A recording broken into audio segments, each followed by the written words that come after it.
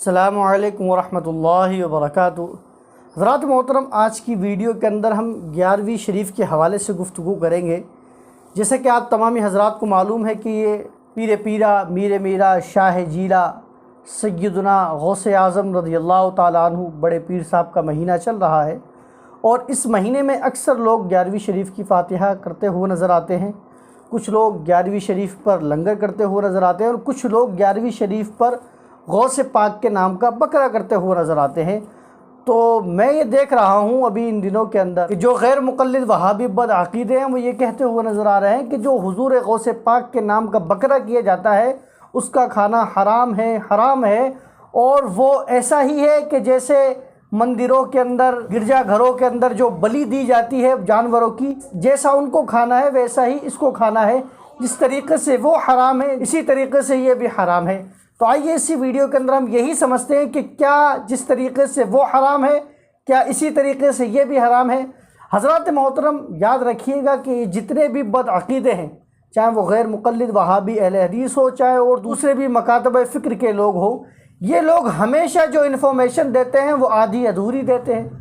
لوگوں کو ورگلانے کے لیے، لوگوں کو بہلانے پھسلانے کے لیے آدھی بات کرتے ہوئے نظر آتے ہیں، اور جو حقیقت بات ہوتی ہے اس کو دبا جاتے ہیں، اس کو اپنے اندر سما لیتے ہیں اور لوگوں کے سامنے ظاہر نہیں کرتے ہیں۔ کیونکہ اگر یہ لوگ جو حقیقی بات ہے وہ بات بتا دیں تو انشاءاللہ عز و جل جو لوگ ان کے بہکاوے میں آ رہے ہیں وہ ان کے بہکاوے میں نہیں آئیں گے۔ حضرات محترم، ان کا کہنا یہ ہے کہ غوث پاک کے نام سے جو بکرا کیا جاتا ہے اس کا کھانا ناجائز و حرام ہے۔ ہم نے ان سے پوچھا کہ صاحب کیوں ناجائز و حرام ہے، تو ان کا کہنا یہ ہے کہ غیر اللہ کے نام پر ذبح کیا گیا ہے۔ میں نے کہا غیر اللہ کے نام پر ذبح کیا گیا ہے، کیا ذبح کرتے وقت آپ وہاں موجود تھے؟ کیا آپ نے اپنے کانوں سے سنا ہے کہ وہ غوث پاک کے نام پر ذبح ہو رہا تھا؟ تو وہ کہے گا کہ نہیں صاحب، میں اس وقت وہاں موجود نہیں تھا، لیکن میں نے یہ سنا ہے، وہ یہ کہہ رہا ہے کہ میں نے غوث پاک کے نام کا بکرا کیا ہے۔ میں نے کہا اچھا، اگر اس نے صرف اتنا ہی کہا ہے کہ میں غوث پاک کے نام کا بکرا کر رہا ہوں، تو اس سے آپ نے کیسے سمجھ لیا کہ ذبح کرتے وقت بھی وہ غوث پاک کا نام ہی لے رہا ہے؟ مان کر چلیے کہ کسی کے گھر پر چند بکرے بنے ہوئے ہیں، کچھ لوگوں نے پوچھا کہ یہ بکرے کس لیے ہیں، تو اس نے کہا کہ یہ ولیمے کے بکرے ہیں۔ اسی طریقے سے کوئی اور پروگرام تھا، لوگوں نے کہا کہ یہ اس پروگرام کے بکرے ہیں۔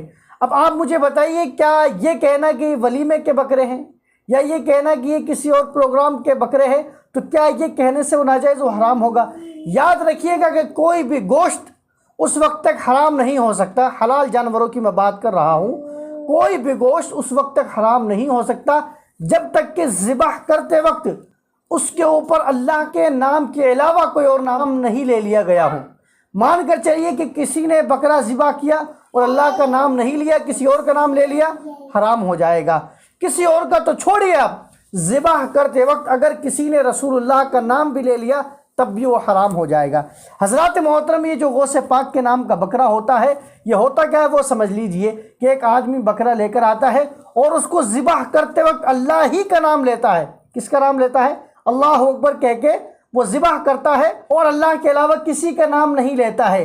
حضرات محترم، اب آپ یہاں دیکھیے کہ جب اللہ کے نام پر اس نے ذبح کیا ہے تو یہ حرام نہیں ہوگا، حلال ہوگا۔ اب جو اس کا کہنا ہے کہ غوث پاک کے نام کا بکرا، اس کا مطلب یہ ہے کہ اس کے ذبح کرنے پر جو میں لنگر کروں گا، جو لوگوں کو میں کھانا کھلاؤں گا، اپنے رشتہ داروں کو، اپنے دوست و احباب کو جو میں کھانا کھلاؤں گا، اس پر جو مجھے ثواب ملے گا وہ ثواب میں سیدنا بڑے پیر صاحب شیخ عبد القادر جیلانی کی بارگاہ میں پیش کروں گا۔ یہ مطلب ہوتا ہے، نہ کہ یہ کہ ذبح کرتے وقت غوث پاک کا نام لیا جائے۔ حضرات محترم، دنیا کا کتنا ہی بڑا جاہل مسلمان کیوں نہ ہو، جب وہ ذبح کرتا ہے تو اللہ اکبر کہہ کے ہی ذبح کرتا ہے، غیر اللہ کے نام پر کبھی بھی وہ ذبح نہیں کرتا ہے۔